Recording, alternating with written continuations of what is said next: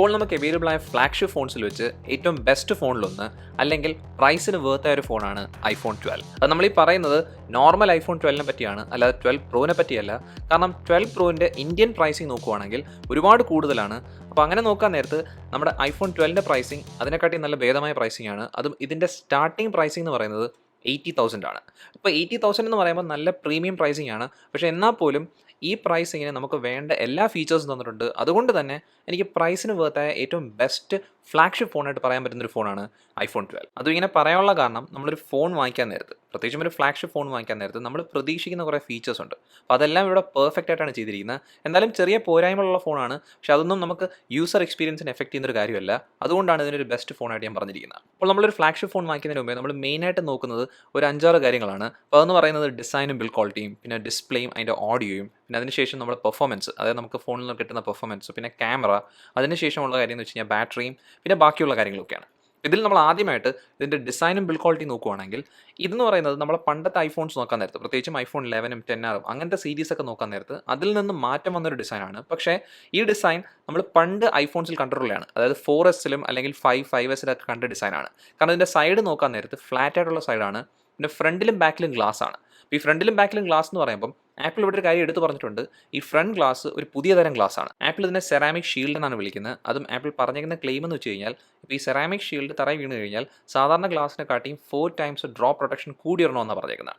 അപ്പോൾ അതിനകത്ത് നമ്മൾ ചില വീഡിയോസൊക്കെ കണ്ടായിരുന്നു. അപ്പോൾ അതിനകത്തൊക്കെ തന്നെ ഡ്രോപ്പ് പ്രൊട്ടക്ഷൻ ബെറ്റർ ആണ്, പക്ഷേ കുറച്ചും കൂടി എളുപ്പത്തിൽ സ്ക്രാച്ച് ആവാൻ സാധ്യത കൂടിയൊരു ഗ്ലാസ് ആയിട്ടാണ് നമുക്ക് ആ ടെസ്റ്റിങ്ങിലൊക്കെ മനസ്സിലാവുന്നത്. അതുകൊണ്ട് തന്നെ ഇപ്പോൾ ഡ്രോപ്പ് പ്രൊട്ടക്ഷൻ ഉണ്ടെങ്കിലും ഞാൻ എന്തായാലും ഒരു ടെമ്പേർഡ് ഗ്ലാസ് അല്ലെങ്കിൽ ഒരു ഗ്ലാസ് സ്ക്രീൻ കാർഡ് ഒട്ടിക്കാനേ പറയൂ. അപ്പോൾ ഞാൻ ഇവിടെ ഒട്ടിച്ചിട്ടുണ്ട്. അപ്പോൾ നമ്മൾ ഇങ്ങനെയാണെങ്കിൽ നമുക്ക് ഇവിടുത്തെ ഫ്രണ്ട് ഗ്ലാസ് പ്രൊട്ടക്ട് ചെയ്യാൻ പറ്റും. പിന്നെ ബാക്ക് ഗ്ലാസ്സിലേക്ക് പോകാൻ നേരത്ത് അത് അയണക്സ് ഗ്ലാസ് ആണ്. അതായത് ആപ്പിളിൻ്റെ പണ്ടത്തെ ഐഫോൺ 11 ഉപയോഗിച്ച ഗ്ലാസ് തന്നെയാണ്.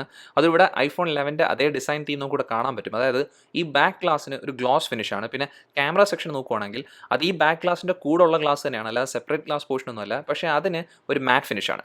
അപ്പോൾ ഈ ക്യാമറ പോർഷൻ്റെ മാറ്റ് ഫിനിഷും ഈ ബാക്കിയുള്ള ഗ്ലാസ്സിന് ഒരു ഗ്ലോസ് ഫിനിഷും കൊടുത്തേക്കുന്നത് പണ്ടത്തെ 11 വന്ന അതേ കണക്ക് തന്നെയാണ്. പിന്നെ അത് മാത്രമല്ല, നമ്മൾ 12 Pro എടുക്കാൻ നേരത്ത് അതിന് മാറ്റ് ഗ്ലാസ് ആണ് കിട്ടുന്നത്. അപ്പോൾ അത് കുറച്ചുകൂടെ ബെറ്റർ ആണ്. പക്ഷേ നമുക്ക് ഇവിടെ അധികം കംപ്ലയിൻ്റ് ഒന്നും പറയില്ല. ഒരു കുഴപ്പം മാത്രമേ ഉള്ളൂ, പെട്ടെന്ന് തന്നെ ഫിംഗർ പ്രിൻറ്റ്സ് പിടിക്കും. പിന്നെ ഈ ബാക്ക് ഗ്ലാസ് സ്ക്രാച്ച് ആവുന്ന കാര്യം പറയുവാണെങ്കിൽ, ഞാൻ ഉപയോഗിക്കാൻ തുടങ്ങിയിട്ട് 2 ആഴ്ച ആയിട്ടുള്ളൂ. അപ്പോൾ ഈ ഒരു ടൈം ഫ്രെയിമിനകത്ത് ഇതുവരെ അതിനകത്ത് സ്ക്രാച്ച് ഒന്നും വീണിട്ടില്ല. പക്ഷേ എന്നാലും ഇപ്പോൾ ഒരു കാര്യം എന്ന് വെച്ച് കഴിഞ്ഞാൽ, എല്ലാവരും കേസ് ഇട്ടായിരിക്കും ഫോൺ ഉപയോഗിക്കുന്നത്. അതുകൊണ്ട് അതൊരു വലിയ പ്രശ്നമാകത്തില്ല. പിന്നെ എൻ്റെ സൈഡ് റെയിൽ ഞാൻ പറഞ്ഞില്ലേ, ഫ്ലാറ്റ് ആയിട്ടുള്ള സൈഡ് റെയിൽ പെർഫെക്റ്റ് ആണ്. കാരണം എന്ന് വെച്ച് കഴിഞ്ഞാൽ ഇത് ഷാർപ്പല്ല.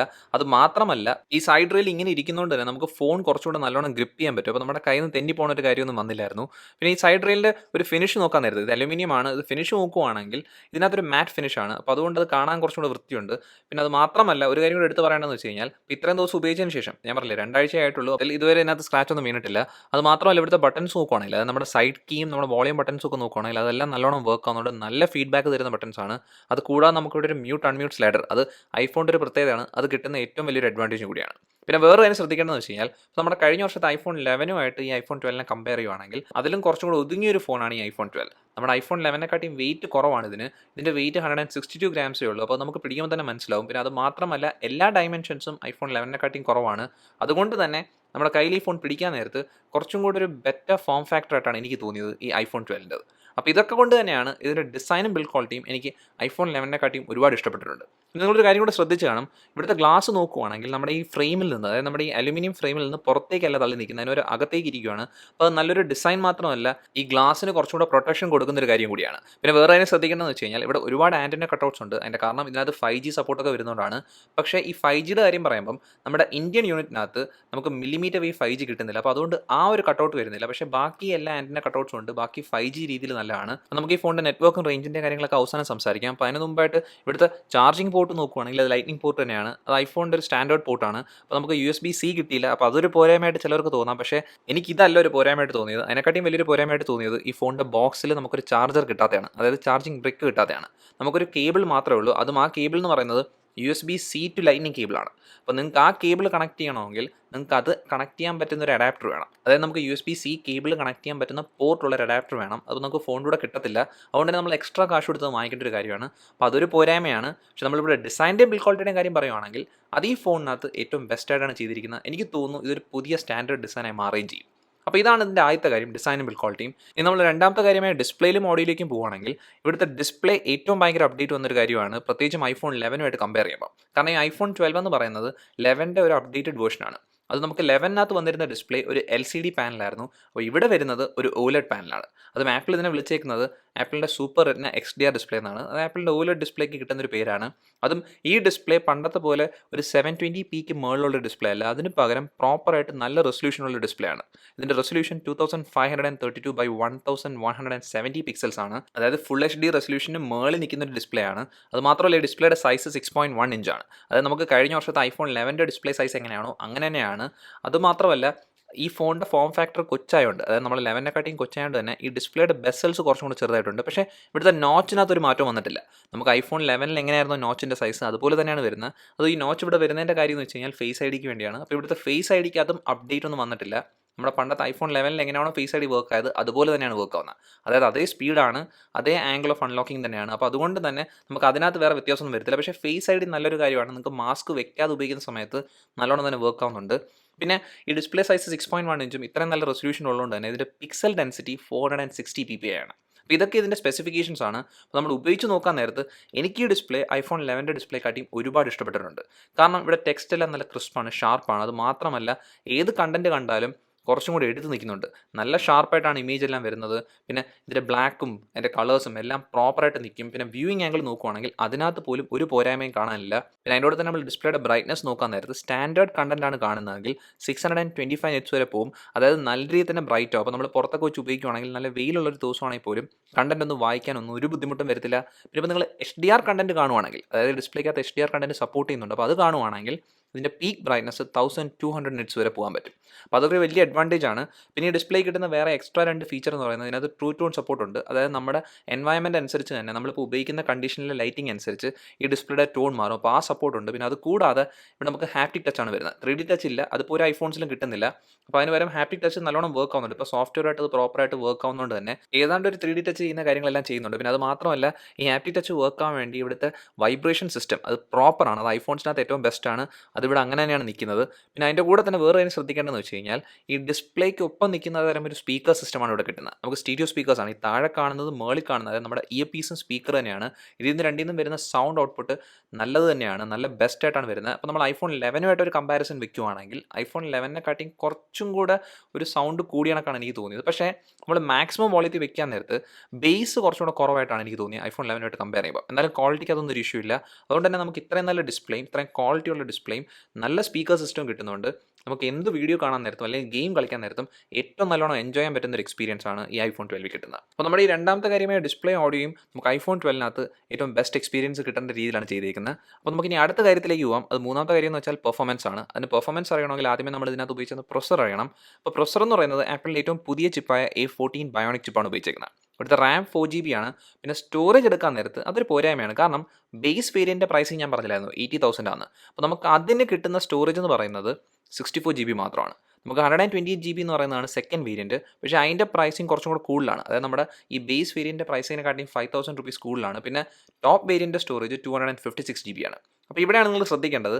നിങ്ങൾ ബേസ് വേരിയൻറ്റിന് പോവുകയാണെങ്കിൽ നിങ്ങൾക്ക് സ്റ്റോറേജ് ഒരു പ്രശ്നം വരും. കാരണം ഐഫോൺസിനകത്ത് എക്സ്പാൻഡബിൾ സ്റ്റോറേജ് എന്നൊരു ഓപ്ഷനൊന്നും ഇല്ലാത്തതുകൊണ്ട് തന്നെ നിങ്ങൾ നോക്കിയും കണ്ടും എടുക്കാവൂ. അതുകൊണ്ട് തന്നെ ഞാൻ റെക്കമെൻഡ് ചെയ്യുന്ന വേരിയൻറ്റ് എന്ന് പറയുന്നത് രണ്ടാമത്തെ വേരിയൻ്റാണ് 128GB ഉള്ളത്. പക്ഷേ ഞാനിവിടെ 64GB എടുത്തതിൻ്റെ കാര്യം എന്ന് വെച്ച് കഴിഞ്ഞാൽ എനിക്ക് മിക്ക കാര്യങ്ങളും ഞാൻ ക്ലൗഡിലാണ് സേവ് ചെയ്യുന്നത്. പിന്നെ അത് മാത്രമല്ല ഞാൻ ഫോൺ അപ്ഡേഷൻ ഇടയ്ക്ക് ചെയ്യാറുള്ളതുകൊണ്ട് എനിക്കതൊരു പോരായ്മയല്ല. പക്ഷേ നിങ്ങളൊരു ലോങ് ടേം യൂസ് നോക്കാൻ നേരത്ത് എന്തായാലും ബേസ് വേരിയൻറ്റ് എടുക്കരുത്.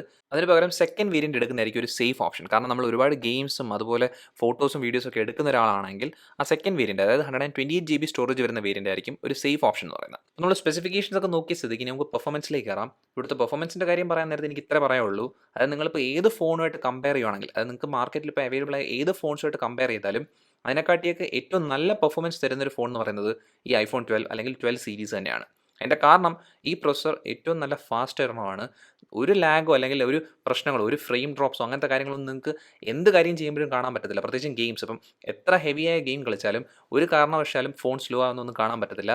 പിന്നെ അത് മാത്രമല്ല നമ്മൾ എത്ര ഇൻറ്റൻസ് ആയ ഒരു കാര്യം ചെയ്താലും ഈ ഫോൺ ഭയങ്കരമായിട്ട് ചൂടാകുന്നൊരു കാര്യം കണ്ടതുമില്ല. അപ്പോൾ അതൊക്കെ ഏറ്റവും വലിയൊരു അഡ്വാൻറ്റേജ് ആണ്. പിന്നെ ഈ പ്രൊസറിൻ്റെ പവർ എന്ന് പറയുന്നത് എനിക്ക് തോന്നുന്നു ഇപ്പം നമുക്ക് ആപ്പ് സ്റ്റോറിൽ കിട്ടുന്ന ഗെയിംസ് ഒന്നും അതിനുവേണ്ടിയൊന്നും ചെയ്തിട്ടില്ല. അപ്പോൾ നമുക്ക് എത്ര ഹെവിയായ ഗെയിംസ് ഇനി വന്നാൽ പോലും ഈ പ്രൊസറിന് അത് നല്ല രീതിയിൽ തന്നെ റൺ ചെയ്യാൻ പറ്റുന്നൊരു കാര്യമാണ്. അതുകൊണ്ട് തന്നെ ഇനി ഒരു 4 തൊട്ട് ഒരു 5 വർഷം വരെ നിങ്ങൾക്ക് പെർഫോമൻസിനകത്ത് ഒരു ഇഷ്യൂസും വരാത്തൊരു പ്രൊസസ്സർ തന്നെയാണ് ഈ A14 ബയോണിക് ചിപ്പ്. അത് നിങ്ങൾക്ക് ഐഫോണിൻ്റെ പഴയ ഫോൺസ് എടുത്ത് നോക്കുമ്പോൾ തന്നെ മനസ്സിലാവും. ഇപ്പോൾ നിങ്ങൾ ഒരു iPhone 7 എടുത്താൽ പോലും അതിന് ഇപ്പോഴായാൽ പോലും പെർഫോമൻസ് ഇഷ്യൂസ് ഇല്ല. പിന്നെ iPhone 11 എടുക്കുകയാണെങ്കിൽ അതിനകത്തുള്ള A13 ബയോണിക് ചിപ്പ് ഇപ്പം ഈ A14 ഒപ്പം തന്നെ നിൽപ്പുണ്ട്. അത് നമുക്ക് ഈ iPhone 12 ഈ പുതിയ പ്രൊസസ്സറിൻ്റെ ഒരു അഡ്വാൻറ്റേജ് നമുക്ക് ഈ iPhone 11 കമ്പയർ ചെയ്യാൻ നേരത്ത് ഇപ്പോൾ കാണാൻ പറ്റുന്ന ഒരു സ്ഥലം എന്ന് വെച്ചാൽ ലോഡിംഗ് ടൈമിൽ മാത്രമാണ്. പക്ഷേ ഞാൻ പറഞ്ഞില്ലേ, നമ്മൾ ഫ്യൂച്ചറിൽ നോക്കാൻ നേരത്ത് നമുക്ക് ഒരുപാട് കാലത്തേക്ക് ഒരു തരത്തിലും സ്ലോ ഒന്നും ആവാതെ ഉപയോഗിക്കാൻ പറ്റുന്ന ഒരു ഫോണാണ് ഈ iPhone 12 എന്ന് പറയുന്നത്. പിന്നെ റാമിൻ്റെ കാര്യത്തിൽ നിങ്ങൾക്ക് ചിലപ്പോൾ ഒരു പേടിയാണ്, കാരണം 4GB റാമേ ഉള്ളതെന്ന്. പക്ഷേ iOSന് ഒരുപാട് റാമൊന്നും ആവശ്യമില്ല. അപ്പോൾ അതും ഇവിടെ അങ്ങനെ തന്നെയാണ്.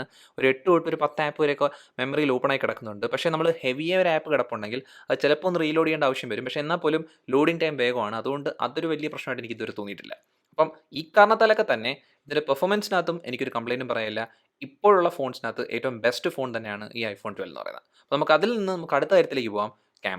ക്യാമറ എന്ന് പറയുമ്പം ഇവിടെ ബാക്കിൽ നമുക്ക് 2 ക്യാമറയാണ് വരുന്നത്. അതിൻ്റെ മെയിൻ ക്യാമറ എന്ന് പറയുന്നത് ഒരു വൈഡ് ആംഗിൾ ക്യാമറയാണ്. അതൊരു 12 മെഗാ പിക്സൽ ക്യാമറയാണ്. ഇതിൻ്റെ ആപ്പച്ചർ f1.6 ആണ്. അത് നമ്മുടെ iPhone 11 കമ്പയർ ചെയ്യുകയാണെങ്കിൽ കുറച്ചും കൂടെ ബെറ്റർ ആയ ഒരു സെൻസറാണിത്. പിന്നുള്ള ക്യാമറ ഒരു അൾട്രാ വൈഡ് ആംഗിൾ ക്യാമറയാണ്. അത് നമ്മുടെ iPhone 11 സെൻസർ പോലെ തന്നെയാണ്, കാരണം ഇതിൻ്റെ ആപ്പച്ചർ f2.4 ആണ്. അത് നമ്മൾ ഈ ഫോണിനകത്ത് ഫോട്ടോ എടുക്കുന്ന കാര്യം പറയുകയാണെങ്കിൽ ഇപ്പം iPhone 11 കമ്പയർ ചെയ്യുകയാണെങ്കിൽ ഒരു പ്രോപ്പറായ ലൈറ്റിംഗ് സിറ്റുവേഷനിൽ എടുക്കാൻ നേരത്ത് ഭയങ്കര വ്യത്യാസം നിങ്ങൾക്ക് മനസ്സിലാവത്തില്ല. കാരണം എന്ന് വെച്ച് കഴിഞ്ഞാൽ അത്ര വ്യത്യാസം കിട്ടുന്നില്ല. നല്ല ഡൈനാമിക് റേഞ്ചും നല്ല ഷാർപ്നെസ്സും നല്ല ക്വാളിറ്റിയുള്ള ഫോട്ടോസാണ്. അപ്പോൾ iPhone 11 അങ്ങനെ തന്നെയായിരുന്നു. പക്ഷേ നമ്മൾ കുറച്ചും കൂടെ ലൈറ്റ് കുറഞ്ഞൊരു സിറ്റുവേഷനിലേക്ക് പോകാൻ നേരത്ത് നമ്മൾ ഈ വൈഡ് ആംഗിൾ ക്യാമറ വെച്ച് എടുക്കുന്ന ഫോട്ടോസ് കുറച്ചും കൂടെ ബെറ്റർ ആയ ഫോട്ടോസാണ് iPhone 11 കാട്ടി. അതിപ്പോൾ നമുക്ക് iPhone 11 നൈറ്റ് മോഡ് കിട്ടുന്നുണ്ടായിരുന്നു. പക്ഷേ ഇവിടുത്തെ സെൻസർ കുറച്ചുകൂടെ ബെറ്റർ ആയതുകൊണ്ടും ഇമേജ് പ്രോസസ്സിംഗ് കുറച്ചുകൂടെ നല്ലതായതുകൊണ്ട് തന്നെ നമുക്ക് ഇവിടെ രാത്രി എടുക്കുന്ന ഫോട്ടോസ് ഈ വൈഡ് ആംഗിൾ ക്യാമറ വെച്ച് എടുക്കുമ്പോൾ കുറച്ചും കൂടെ ബെറ്റർ ആയിട്ടാണ് എനിക്ക് തോന്നിയത് iPhone 11 കമ്പയർ ചെയ്യുമ്പോൾ. പിന്നെ അതിനെക്കാട്ടിയും വലിയൊരു അഡ്വാൻറ്റേജ് വരുന്നത് അൾട്രാ വൈഡ് ആംഗിൾ ക്യാമറയ്ക്കകത്താണ്. കാരണം അൾട്രാ വൈഡ് ആംഗിൾ ക്യാമറയ്ക്കകത്ത് ഇപ്പോൾ നമുക്ക് നൈറ്റ് മോഡ് സപ്പോർട്ടും ഉണ്ട്. അത് കൂടാതെ ഡീപ് ഫ്യൂഷൻ ഫോട്ടോസും എടുക്കാൻ പറ്റുന്നുണ്ട്. അതുകൊണ്ട് നമ്മൾ ലൈറ്റ് കുറഞ്ഞ സിറ്റുവേഷനകത്ത് ഈ iPhone 12 ultra wide angle camera വെച്ച് ഫോട്ടോ എടുക്കുകയാണെങ്കിൽ iPhone 11 എടുത്തതിനെക്കാട്ടിയും ബെറ്റർ ആയിട്ടുള്ള വൈഡ് ആംഗിൾ ഷോട്ട്സാണ് ഇവിടെ കിട്ടുന്നത്. പക്ഷേ നമ്മൾ സാധാരണ ലൈറ്റിംഗിലേക്ക് പോകാൻ നേരത്ത് ഈ അൾട്രാ വൈഡ് ആംഗിൾ ക്യാമറയ്ക്കകത്ത് എടുക്കുന്ന ഷോട്ട്സിനകത്ത് ചെറിയ പോരായ്മകളുണ്ട്. പ്രത്യേകിച്ചും ഈ സൈഡൊക്കെ നോക്കാൻ നേരത്ത് അതെല്ലാ അൾട്രാ വൈഡ് ആംഗിൾ ക്യാമറയിലും വരുന്നൊരു പ്രശ്നമുണ്ട്. പിന്നെ നമ്മൾ പോർട്രേറ്റ് ഫോട്ടോസിൻ്റെ കാര്യം പറയുവാണെങ്കിൽ നമ്മൾ ഒരുപാട് പാടുള്ളൊരു ഒബ്ജക്റ്റ് എടുത്താൽ പോലും അത്യാവശ്യം നല്ലോണം എടുക്കുന്നുണ്ട്. പ്രത്യേകിച്ചും iPhone 11 കുറച്ചും കൂടെ നല്ല ഇമ്പ്രൂവ്മെൻറ്റ് കിട്ടിയിട്ടുണ്ട് ഈ iPhone 12 പോർട്രേറ്റ് ഫോട്ടോസിനകത്ത്. അതുകൊണ്ട് തന്നെ എനിക്കത് ഇഷ്ടപ്പെട്ടിട്ടുണ്ട്. പിന്നെ ഇവിടെ ഫോട്ടോ എടുക്കുന്ന സമയത്ത് നിങ്ങൾ സെറ്റിംഗ്സിൽ കയറുവാണെങ്കിൽ വേണമെങ്കിൽ നിങ്ങൾക്ക് സീൻ ഡിറ്റക്ഷൻ എന്നൊരു സെറ്റിംഗ് ഉണ്ട്. അത് ഓൺ ചെയ്തിടുവാണെങ്കിൽ നിങ്ങൾ എന്ത് ഒബ്ജക്റ്റിൻ്റെ ഫോട്ടോ ആണ് എടുക്കാൻ പോകുന്നത്, അപ്പോൾ അതനുസരിച്ച് അതിൻ്റെ സാച്ചുറേഷൻ അവർ ചിലപ്പോൾ കൂട്ടാൻ സാധ്യതയുണ്ട്. അതുകൊണ്ട് തന്നെ നിങ്ങൾ നേരിട്ട് കാണുന്ന രീതിയിലുള്ള ഒരു ഫോട്ടോ വേണമെങ്കിൽ അത് ഓഫ് ചെയ്തിട്ട് എടുക്കുന്നതാണ് നല്ലത്. പിന്നെ നമ്മൾ വീഡിയോയിലേക്ക് വരാൻ നേരത്ത് ഐഫോൺസിൻ്റെ വീഡിയോ എന്ന് പറയുന്നത് എന്നും ടോപ്പായിട്ട് നിൽക്കുന്ന ഒരു കാര്യമാണ്. അപ്പോൾ അത് ഇവിടെ അങ്ങനെയാണ്. പക്ഷേ നമ്മൾ iPhone 11 കമ്പയർ ചെയ്യുകയാണെങ്കിൽ ഇവിടെ കുറേ എക്സ്ട്രാ വീഡിയോ ഫോമാറ്റ്സ് ഒക്കെ വരുന്നുണ്ടെങ്കിൽ പോലും നമ്മൾ നോർമൽ ഫോർമാറ്റിൽ എടുക്കുകയാണെങ്കിൽ എനിക്ക് ഭയങ്കര ഒരു ഇമ്പ്രൂവ്മെൻറ്റ് തോന്നിയിട്ടില്ല. ഏതാണ്ട് iPhone 11 അല്ലെങ്കിൽ കുറച്ചും കൂടെ ഒരു നല്ലതെന്നേ പറയാനുള്ളൂ. പിന്നെ സ്റ്റെബിലൈസേഷനകത്തൊന്നും ഇഷ്യൂസ് ഇല്ല. പക്ഷേ ഇവിടെ ഞാൻ പറഞ്ഞില്ലേ, വേറെ ഫോമാറ്റ്സിൻ്റെ കാര്യം പറയുമ്പം നമുക്ക് ഈ iPhone 12 വെച്ച് HDR വീഡിയോസ് എടുക്കാൻ പറ്റും. അതൊരു പുതിയ ഫോമാറ്റാണ്. 10-bit ഡോൾബി വിഷൻ HDR എന്ന് പറഞ്ഞൊരു ഫോമാറ്റാണ്. അത് നമുക്ക് 30 FPS എടുക്കൂ. അപ്പം ഇതിൻ്റെ ക്വാളിറ്റി ബെസ്റ്റാണ്. പക്ഷേ അതിനകത്തൊരു പ്രശ്നം എന്ന് പറഞ്ഞു കഴിഞ്ഞാൽ അത് നിങ്ങളൊരു ആപ്പിൾ ഡിവൈസിലിട്ട് കണ്ടാൽ മാത്രമേ നമുക്ക് ആ ഒരു ക്വാളിറ്റി കിട്ടൂ. പിന്നെ ഇത് എഡിറ്റ് ചെയ്യണമെങ്കിൽ തന്നെ എനിക്ക് തോന്നുന്നത് വെച്ച് കഴിഞ്ഞാൽ ആപ്പിളിൻ്റെ സോഫ്റ്റ്വെയറിനകത്താണ് ഏറ്റവും എളുപ്പം ചെയ്യാൻ പറ്റുന്നത്, കുറച്ചുകൂടെ നല്ലോണം ചെയ്യാൻ പറ്റുന്നത്. അതുകൊണ്ട് തന്നെ നിങ്ങൾക്ക് നല്ല രീതിയിൽ എഡിറ്റ് ചെയ്യാൻ പറ്റും തോന്നിയാൽ മാത്രം ഈ ഫോമാറ്റ് ഓൺ ചെയ്തിട്ട് എടുക്കുക. അല്ലെങ്കിൽ നിങ്ങൾ എടുത്തു കഴിഞ്ഞ് എഡിറ്റ് ചെയ്ത് നമ്മൾ അപ്ലോഡ് ചെയ്യാൻ നേരത്ത് വേറെ രീതിയിലിരിക്കും. പ്രത്യേകിച്ചും HDR കണ്ടൻറ് ആകുന്ന നേരത്ത് HDR കണ്ടൻറ് സപ്പോർട്ട് ചെയ്യുന്ന ഒരു ഡിസ്പ്ലേ ഉണ്ടെങ്കിൽ മാത്രമേ നമുക്ക് ആ ഒരു ക്വാളിറ്റി കാണാനും പറ്റൂ. അപ്പോൾ അതൊക്കെ ശ്രദ്ധിച്ചോണം. പക്ഷേ നമുക്കിത് കിട്ടിയേക്കുന്ന ഒരു അഡ്വാൻറ്റേജ് ആണ്. പക്ഷേ ആ 30 FPS ശ്രദ്ധിച്ചോണം. നിങ്ങൾ 60 FPS ഇട്ട് ഷൂട്ട് ചെയ്യാൻ ശ്രമിക്കുവാണെങ്കിൽ അത് മാറും. ആ ഫോമാറ്റിൽ അത് എടുക്കത്തില്ല. പക്ഷേ നമ്മൾ ഇപ്പോഴത്തെ സമയത്ത് ഈ ഫോമാറ്റിൽ എടുത്തിട്ട് ഈ നല്ല ക്വാളിറ്റി കാണണമെങ്കിൽ ഐഫോണിൻ്റെ HDR ഡിസ്പ്ലേ സപ്പോർട്ടുള്ള ഐഫോൺ തന്നെ വേണം. അതുകൊണ്ട് തന്നെ ഞാൻ ഈ ഒരു ഫോമാറ്റ് ഓഫ് ചെയ്തിട്ട് എടുക്കാനേ റെക്കമെൻഡ് ചെയ്യും. നമ്മൾ ഫ്രണ്ട് ക്യാമറയിലേക്ക് പോകുകയാണെങ്കിൽ ഈ ഫ്രണ്ട് ക്യാമറ കഴിഞ്ഞ വർഷത്തെ ഫ്രണ്ട് ക്യാമറ കണക്ക് തന്നെയാണ്. ഇതൊരു 12 മെഗാ പിക്സൽ ക്യാമറയാണ്. ഇതിൻ്റെ ആപ്പച്ചർ f2.2 ആണ്. പക്ഷേ ഇവിടെ നമുക്ക് ഈ ഫ്രണ്ട് ക്യാമറയ്ക്കകത്ത് ഡീപ് ഫ്യൂഷൻ സപ്പോർട്ടും അതുപോലെ തന്നെ നൈറ്റ് മോഡ് സപ്പോർട്ടും കിട്ടുന്നുണ്ട്. അതുകൊണ്ട് തന്നെ സെൽഫീസിനകത്ത് ഇമ്പ്രൂവ്മെൻറ്റ് വന്നിട്ടുണ്ട്. അതായത് നമുക്ക് നൈറ്റ് മോഡ് സപ്പോർട്ട് ഉള്ളതുകൊണ്ട് നമുക്ക് രാത്രി എടുക്കുന്ന സെൽഫീസ് ബെറ്റർ ആണ്. പിന്നെ അത് മാത്രമല്ല ഇവിടെ സ്മാർട്ട് HDR 3 വരുന്നുണ്ട്. നമ്മളിപ്പോൾ ഏത് ലൈറ്റിങ്ങിൽ എടുത്താലും പഴയ iPhone 11 കുറച്ചും കൂടി ഇമ്പ്രൂവ്മെൻറ്റ് കൂടിയ സെൽഫീസാണ് വരുന്നത്. കുറച്ചുകൂടെ ഷാർപ്നെസ് ഉണ്ട്, കുറച്ചുകൂടെ ക്വാളിറ്റി ഉണ്ട്. പിന്നെ വീഡിയോയുടെ കാര്യം പറയാൻ നേരത്ത് വീഡിയോയ്ക്കകത്ത് എനിക്ക് വലിയ വ്യത്യാസം തോന്നിയിട്ടില്ല. അതായത് നമ്മൾ കഴിഞ്ഞ വർഷത്തെ iPhone 11 എടുക്കുന്ന വീഡിയോസ് എങ്ങനെയാണോ അത് കണക്കാണ് വരുന്നത്. അതായത് നല്ല ക്വാളിറ്റിയുള്ള വീഡിയോസാണ്. നമുക്ക് വ്ളോഗിങ്ങിനൊക്കെ വേണമെങ്കിൽ നല്ലോണം ഉപയോഗിക്കാൻ പറ്റുന്ന ഒരു ഫോണാണ് ഈ iPhone 12 എന്ന് പറയുന്നത്. അപ്പോൾ നമ്മൾ ഈ ഫോണിൻ്റെ ക്യാമറ നോക്കിയാൽ നിങ്ങൾക്ക് ഒരു കാര്യം മനസ്സിലായി കാണും.